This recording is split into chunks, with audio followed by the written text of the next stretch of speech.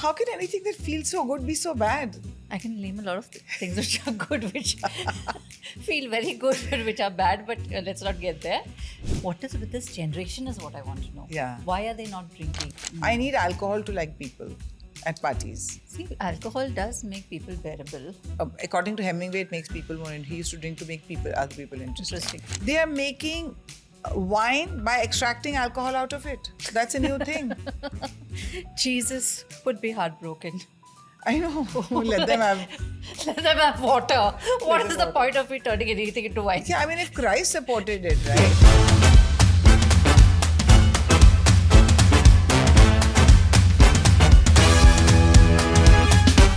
I'm not very proud to say this. I'm detoxing since I returned from my trip 4 days ago. Interesting. Okay, and I was thinking that first I thought I'll detox for a month. Then I thought, nee, 1 week is really good to detox. Okay, to basically not have that glass of wine. So your willpower will hold out for a Yeah, week. but the thing is, every time I go on Instagram, they make like sipping wine feel like some mortal sin. Yeah, what's with this new generation and all their judgmentalism about drinking? Backed by some scientific data that alcohol is bad for your brain, even that one drink is bad for your brain.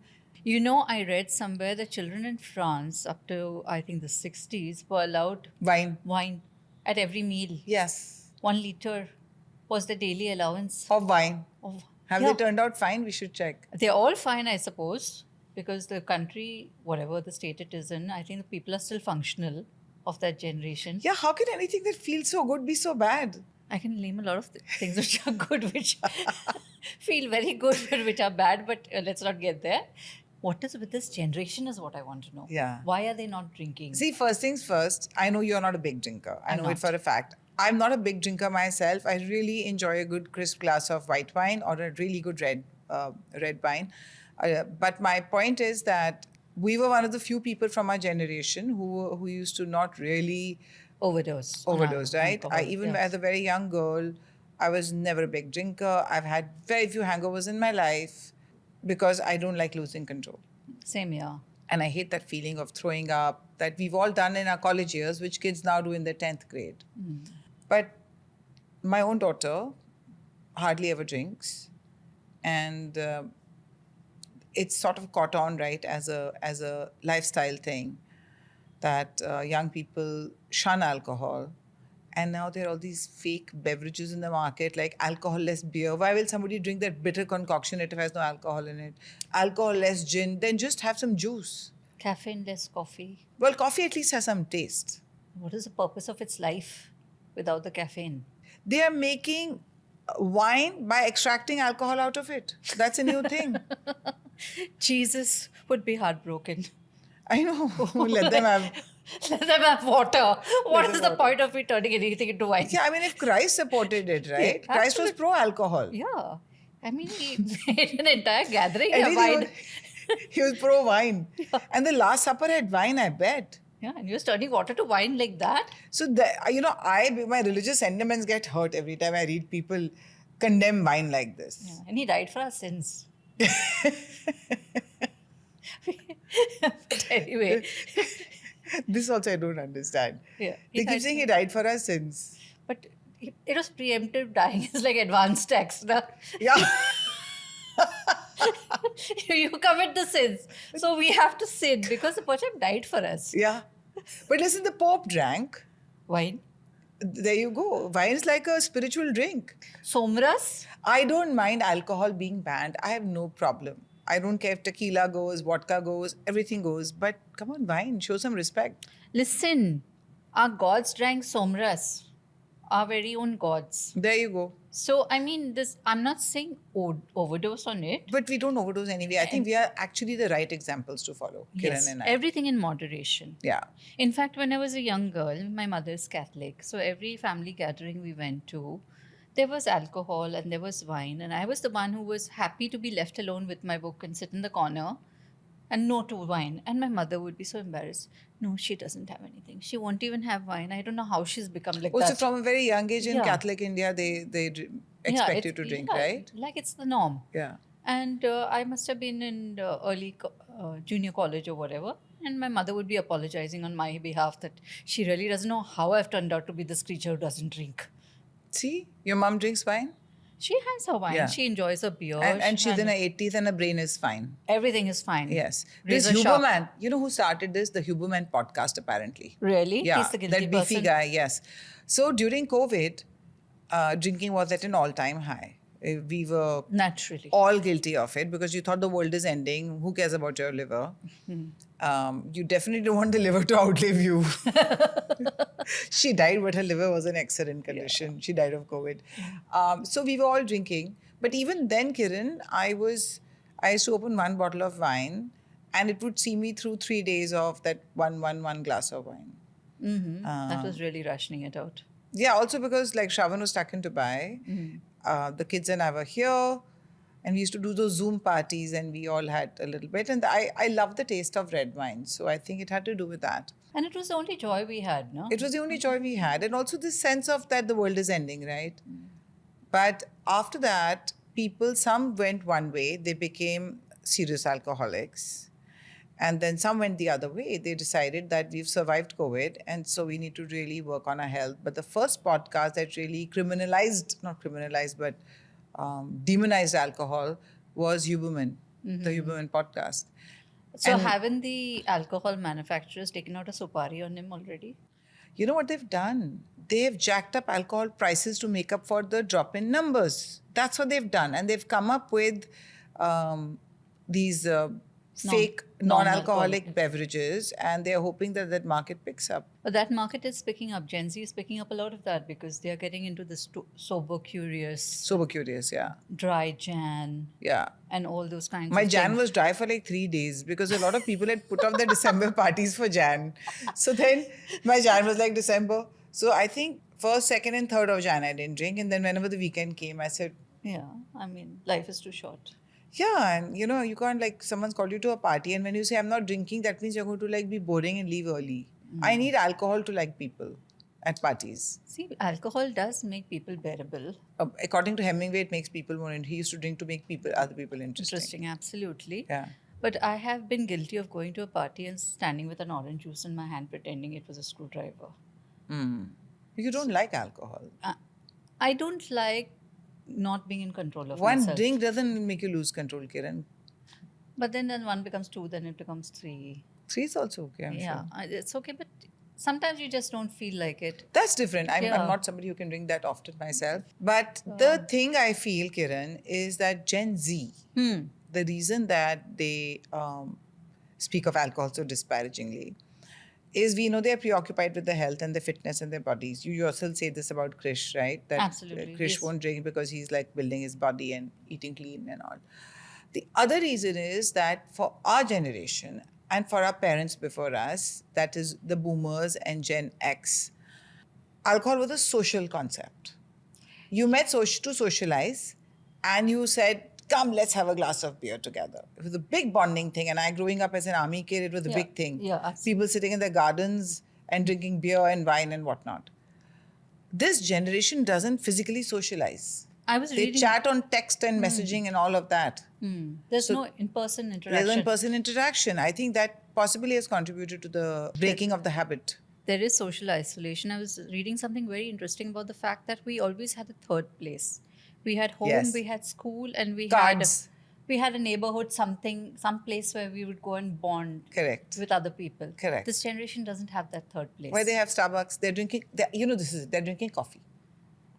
They're drinking coffee from such a young age, that's why they're not drinking alcohol. They're drinking caffeineless coffee. Where is the joy in their life? No, then right now they're drinking proper. That happens at a later stage. In their Okay. teens, they're drinking proper coffee with caffeine. Even if parents don't allow it, their friends will buy it for them. Okay, and that's why they're wired all the time. But they also vaping, Shonali. Yeah, that's horrible. Some young girl died of popcorn lungs. Yes, because it's actually drilling holes in your lungs. What is the point of, giving up alcohol and getting into something that's even worse? Correct. And weed seems to be everywhere. It is. They are experimenting a lot with all of these things. It's true. There's something called, what are those things called? Mushrooms come under allotropics? Allotropics. Internationally, they're trying allotropics. They're saying, oh, this mushroom is safe and this is safe and that is safe. But actually, we don't know long-term what is Effects. safe and what is not safe, So there's that. They also judge people who drink, which is okay. I mean, Look, We are judging our them for not parents used to drinking. unwind. Like our dads were from that Mad Men generation, internationally and India, drinking after work that one glass of whiskey promised you a long life. Khushwant Singh, Yes, an old monk was like, legendary stories of Khushwant Singh living long because he had that one glass of whiskey every evening, come what may. So these are two really very like diverse views on the subject. And when you look at people, I know enough people who've lived a long life and they drink in moderation and they're absolutely happy and fine with their lives. my mother, she's 88. She will be 88 in a year. She has to have a daily glass of wine or a little whiskey. It's a must for her. Yeah. I And think she's- alcohol company need to sponsor this podcast because we are doing you all a favor. We're Doing you all advocating a it. favor. We're advocating alcohol. Yeah. But it's moderation. I think the key word is moderation. See, when you're in college, you drink to get smashed. So that phase is one thing. Yeah.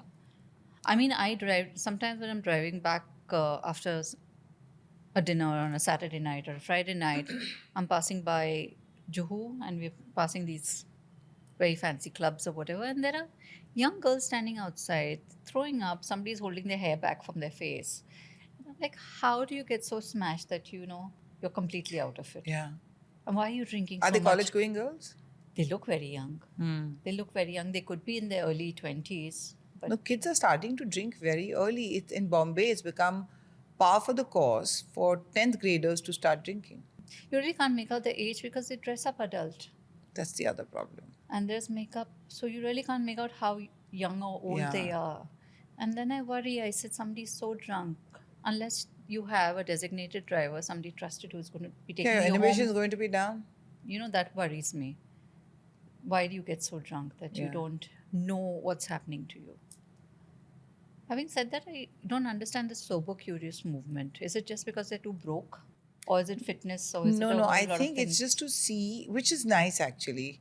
When you're alcohol dependent, if you say every day that one glass of wine is harmless, if you're looking the whole day, you're looking forward to that evening time when you're going to drink it, then there's something to be concerned about. So, But that could also be said of coffee, na? You're looking forward to your one mug of coffee or 2 mugs yeah, of coffee. okay, so this is the thing, Kiran. This It's an generation addiction. consumes a lot of coffee. They're, as it is, too depressed and too anxious, so maybe alcohol, staying away from alcohol is a good thing because Yeah. alcohol does contribute to anxiety and depression. And they all actually claiming to be depressed or anxious, and genuinely so. So, but doesn't coffee exacerbate that also? Absolutely. In fact, worse, I think. It really gets your heart rate going up. In all ways, it shoots up your metabolism, not just for fat burning, which a lot of them do drink coffee for. So And appetite suppressing and some garbage yes, like that. yes. Yeah. So it is not as good.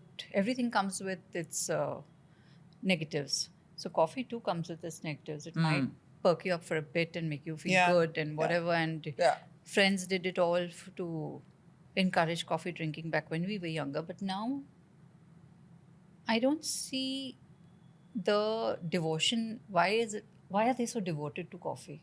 My daughter, after school, ever so often, she used to just go with her jing bang to Starbucks. And I'd call and say, "Why aren't you home yet?" "Oh, Mama, we just stopped at Starbucks." I said, "Get out of there now. Once in a week, I'll allow you. Once in a way, I will allow you. This Starbucks after school, what the hell is this? Firstly, we don't know the quality of milk that is. I know it's some Nestle milk. Nestle milk is not some Ganga Jal. Okay. It's not some pure from the source thing. And second of all, caffeine for school-going kids can't be that good for their brain. But by the way, my mom started giving me cold coffee from a very young age. Yeah. They were so cute. They were so unaware. I never had coffee until I was in college. Really. Your mom was aware about the... No, I don't think she was aware about it. It was just that she was a tea drinker and she never considered the fact that I might want coffee. I told you, I've shared this on this podcast, that having tried coffee at such a young age, I thought that cold coffee is so sweet, coffee itself must be delicious. And then I climbed on top and pulled one jar down and there was so much coffee in it and I had a whole scoopful thinking before my mother catches me, let me greedily have a large dinner spoon, karchi full in my mouth. Oh my God. Were you bouncing off the walls all day? Oh God, I was throwing up, I think. It was gross. So But now India is drinking more coffee, I think, than chai. This The trend coffee is culture, introducing cafes and coffee and coffee and coffee. We were a tea drinking country. I think tea must be feeling very insecure. the Coffee world stolen is its thunder. yeah, but the world is drinking tea, so it's okay. No, world is mostly still drinking coffee. Coffee and You want coffee to have that tea they sell in chai latte, and it's disgusting. chai latte. Yeah. Uh, Speaking of chai, Kiran, sorry. chai tea. Chai tea. Chai isn't the concept, even if you don't like tea. When someone says come home for chai, it has such a warm, But tea drinking has always been a ritual of sorts. a bonding Yeah. ritual, right? It is a chai pe aa jao. Chai pe aa jao. It's never said coffee pe aa jao. तुम अड्डे पे भी बैठते हो. Yeah. You're sitting over tea, right? You're Correct. sitting over little cuttings of chai. In Yeah. the college canteen and whatever. You know, even in Turkey, they give you tiny, tiny cups of tea. In Kashmir, they give you kahwa, which they call their chai. I think this entire from Silk Route to our part of the world. And the Japanese, they have such a ritual about it. Yeah, and the Chinese too. So chai has been intrinsic to our culture. But what about coffee? It's Coffee, no, coffee's really happened in a big south. Down south, they always had coffee, but in the rest of the part of India, it's only happened after these chains started. When I went recently to the North Pole on those snowmobiles, our friends had packed packets of Girnar, low sugar Girnar or high sugar, I forget what it was. They have two variants. And I'm sure it would have been low Kiran, the sugar. water, okay, it was so cold that if you took a bottle of normal temperature water and you threw it, and I have a video of that, it froze while you were throwing it, became powder, snowy. So they were pouring this piping hot water from steel flasks into our cups, and we had to just mix the thing quickly and gulp it down. But tea has never tasted better than it did in minus 15 degrees temperature, smelling of elaichi and ginger at the North Pole. You know, the symbolism of that for me was so warm, fuzzy, I can't tell you. Kirnar tea at the North Pole. Kirnar tea at the North Pole. Kirnar tea, you better sponsor us. I know. Actually, I'm going to call my friend Sachin Bhansali. Say, we have endorsed you in two places now. I think we need a sponsorship. Absolutely. Actually, I would actually call him after this. Yeah. But tea being what it is, and the Brits taking tea out of India and making an entire culture out of it, I wonder why coffee has suddenly, sprouted up and become the snobbish thing that it is today. Because whatever the West does, we do and we think it's cool. I still the- prefer that filter coffee of South India to any other coffee that I have abroad. So if you go and you ask any millennial or Gen Z for coffee at their home, there'll be all these infinite questions, French press, this, that. Why what you ask roast, Jens, you ask me also. roast, vagara. And I'm like, just put instant coffee in garam pani and give me. And there will be this appalled look, and they will back away from you gently, like you're carrying an axe in your hand or something. And who is this rabid mass murderer? Why are people so snobbish about coffee now? I think it's not being... okay, so with me, I'll tell you, it isn't snobbery. If I'm really desperate, I'll have Nescafe with hot water. I will. But I just prefer the taste of French press. So I think it's just about getting used to it. It's like if you get mithai from some superior store, you start liking that mithai more. So it's Nespresso's just- come to India. I know, but I'm not such a fan of Nespresso. Okay. A lot of my friends got very excited at the thought of Nespressos. I'm like, why- George Clooney hasn't come to India. I'm like, Nespresso has come to India. You have it already in your home. What is the need to get so excited? Listen, that George Clooney endorsement has done much for it. Holding a cup of Nespresso is the next best thing to... Okay. And tea needs to take notes. Tea needs to take notes. But there's some history, right, about tea plantations in India. A lot of farmland was converted into tea plantations because they were exporting this too. The UK. And that was also one of the things that apparently contributed to a food grain shortage in the country. Did you know this? But I think the younger generation of... all this talk of reparation and all that just remains that, right? Just talk. yeah. But at least I think Gen Z and the younger millennials in the UK probably feel really terrible about this, just as the younger Germans feel about Nazi Germany. So that's good to know. At least there's some awareness, if nothing else. Yeah. But I think that it is really important. Today, as an overgrown adult, I can't even say full grown, I'm way beyond full grown. I just feel that... Overgrown. Oh. What the fuck is an over for adult? Meaning like I've really heard it. like, imagining you spilling all over the sofa. Like, It's like over adult. like Jabba the Hutt or something. What I mean is like I can't say I'm a full grown adult because that year at 22, so I don't know. As an adult. I mean, it's the apparent I'm an adult. So that's a senior citizen. Okay. Oh. Huh.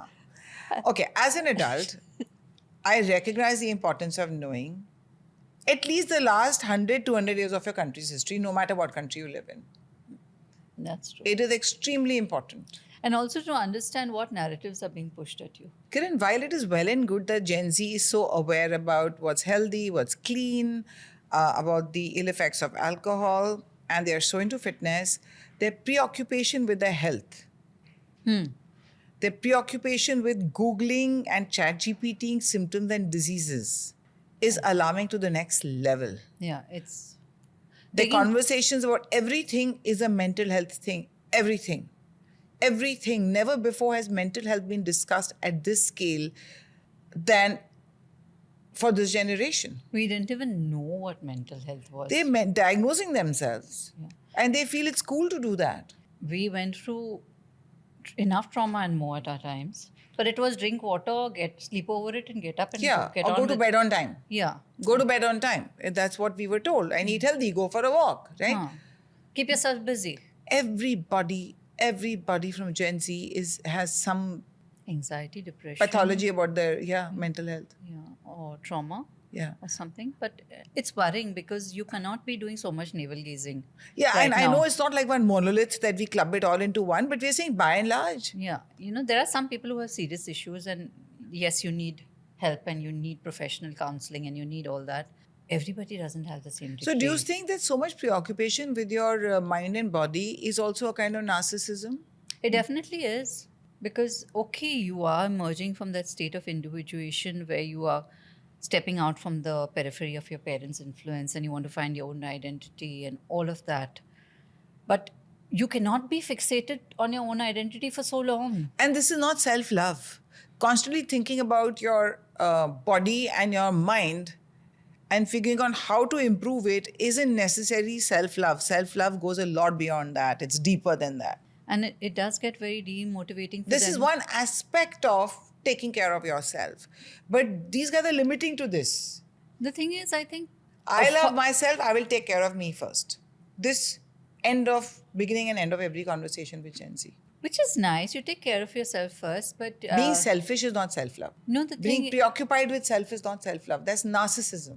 But then I think we have ourselves to blame as parents because we made them think that they are the all and end all of everything. Have we? I think we haven't whacked them enough. That's what it is. It is, you are special. You are whatever. This whole thing about certificates for participation. Yeah. This whole thing about your, any stupid thing that they do. What Yeah. a wonderful drawing. Yeah, every birthday party, they say every child must win a prize. But get according to your competence. The real world is not that. In Montessori schools, they teach that. Yeah, the real world is cruel. It's brutal. And that's why they can't handle it. And that's why this whole thing, this collapse happens because you realize you're not that special. You're ordinary. That delusion of yours, how long will you sustain, right? So what can make you feel special? This preoccupation with yourself. By saying, I have these issues, I have How this. will they handle aging? A lot of Botox. There's a lot of Botox. How and will they fillings. handle aging? It'll be awful. I think some other issues will come up by then. 50 years No, down they the think lines. there'll be a magic pill by then. They think there'll be a magic pill that they'll pop and then they'll be young forever. Anyway, they're saying by 2050, if you survive till 2050, you're going to be age reversed and technology and all that will happen. So nobody need God. age after that. So we're wasting our money now. We should just sort of fast Earth's forward. population will just explode. Then We'll have to be put to rest like they cull zebras and they cull reindeers. Or in the ancient cultures, when people got too old and all, they went and pushed them off the mountain. No way. So that's what... Which culture is this, may I know? There are some cultures. Really? Yeah. When people were too old, they left them in the mountains. And, like they now in India, they go to Haridwar and Varanasi and leave them there and come. Yeah. So at the end of the day, and Population that doesn't age is not a good thing. No, it can't be. I think just basically going against nature to only to an extent is okay. But if you're going to take it to the other extreme, Then you'll need permissions to reproduce, you'll need permissions to end. The state will decide now, okay, now you've lived 500 years, please die. Make place for other people to be born. God, sounds dreadful. But all is not lost. We'll still blow up the planet before that. Or climate change will blow up the planet. Yeah. You and I talk about this often enough that the way things are hurtling towards Armageddon, I'm looking forward to it actually. Yeah, that asteroid that's coming, it's supposed to have a flyby. Yeah, but remember it bypassed us, so Another one something is else coming. will come. It's Yeah. coming. Another one is coming. It's got some one in so many. But 100 Kiran, chance. I mean, this is nothing to do with Gen Z, but this is something that needs discussion since we are talking about saving the planet and Gen Z and their future. Those 5 women who went on on Jeff Bezos's plane. Oh my God, what was that? So Kiran, because their names I can't commit to memory. So there's Aisha Bo, who is a NASA rocket scientist who our production team from podcast has met. I know. There's Amanda Nguyen, who's a bioastronautics research scientist. There's Carrie-Anne Flynn, who's a filmmaker. And of course, Lauren Sanchez, Jeff Bezos' fiance, who Off the cheekbones. used to be a journalist, and the strange mouth. Yeah, the cheekbones in the mouth. And then there was Katy Perry. And Katy Perry went on and on about how she felt love and just love and just love. And they were making it like some great human achievement of theirs. It was damn annoying. And I know you can say that this is misogyny because if men went into space, we wouldn't say this. And William Shatner had gone, if you remember, with Jeff Bezos and all. But they just didn't talk about, I felt love and I felt so connected and love is everything in life and that kind of driven. It was meant to be performative, right? It was too flaky. And they were talking about the blow dry getting spoiled. So this is a lady called Moira Donegan who writes for The Guardian. She says the Blue Origin flight showcased the utter defeat of American feminism. There are some spectacles of US decadence and decline that almost seem too on the nose, the sort of orgies of vulgar provocation or fantastic lack of self-awareness that exceed the limits of parody. And she says this Blue Origin's flight was that. And then she goes on to talk about, they were talking about their nails and their hair. I'm just going to pull that out. She says space used to be a frontier for human exploration, a fount of innovation and a symbol of a bright, uncertain and expansive future. Now it is a backdrop for the Instagram selfies of the rich and the narcissistic. If they're making it cheaper for everyone to get there, I don't mind them taking their selfies in space. Yeah, but I mean, but don't make it about feminism. Don't make it about I think the problem is that. The problem is of Sanchez, who's organized and dialed in all her friends and said, come, we'll make an all-female crew. I think the problem is that making it all about your looks and giggling through it is not the most feminist statement that you're making, okay? But this is like now... And also, by the way, as this woman rightly pointed out, and honest to God, this had occurred to me when this happened, you're going up in your boyfriend's rocket. What is so feminist about it? Just don't talk about feminism. This has put all kitty parties to shame. Exactly. This is a mother of all kitty parties. That's what this Blue Origin is, the mother of all kitty parties. So now you've got one of the richest men on earth as your boyfriend. You're going to throw the mother of all kitty parties, right? And then she goes on to say, it is not virtue of her character that put her inside the rocket, not her capacity, not her intellect, and not her hard work, but merely a relationship with a very wealthy man, right? That also takes a certain talent. And the fact that the rocket also looks so phallic. Did you see that? It must have been intentional looking as to how Bezos has got beefed up in recent times.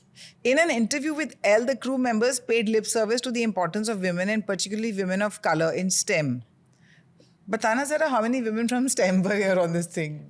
Two. Okay, two. 2 out of 5, yeah? And Katy Perry said bizarrely, space is going to finally be glam. It is so cringe. No, but it's very endearingly honest. It's very honest. It's not endearingly, it's honest, okay? But see, that's the limit of their ability, expectation. And some Sanchez space. said, who would not get glam before the flight? We are going to have lash extensions flying in the capsule. Sunita Williams' poor thing had a color grow out. And Bo, who Siddharth has met too, joined in saying that she had gone to extreme lengths to make sure that she would be, of all things, well coiffed for the experience. I skydived in Dubai with similar hair to make sure I would be good, she said. I took it for a dry run. My God, it is not misogynistic to say that these women do not have their priorities in order. Rather, it is misogynistic of them to forcefully associate womanhood with cosmetics and looks rather than any of the more noble and human aspirations to which space travel might acquaint them. Curiosity, inquiry, discovery, exploration, a sense of their own mortality, and apprehension of the divine. They should just drop them out from the capsule That's evil. to see how the blow dry lasts. It's outer space. Send them for a spacewalk. Yeah. Go burn some calories. Go talk in space. In space, no one can hear you scream. Kiran, one woman was preoccupied with her lashes. That is Sanchez. The Bowie took her hair for a skydive in Dubai to see that her blow dry will last even inside the spaceship. They all went with manicured nails and all in. Katy Perry and Sanchez both said who wouldn't want to look glamorous in space. So they should have So probably this is really not feminism. This is preoccupation with looks. This is taking an Instagram selfie to the next level. Selfies in space. I mean, okay, why to lie? If I went to space, I would take a selfie. You take a selfie and you want to look good in it. But I wouldn't just make it about that. I think I'd be filled like I shared recently that I went to the North Pole and it filled me with awe for the world we live in. And generally, Kiran, I wasn't faking it. And there's a different kind of spirituality you feel when you're in a beautiful natural space on this planet, which is not that easy to reach. Okay. And whether it's a pilgrimage on top of a mountain or it is a quiet beach, but only in these silent places, stark places, do you connect most with your inner self and something much larger and bigger than all of humanity, right?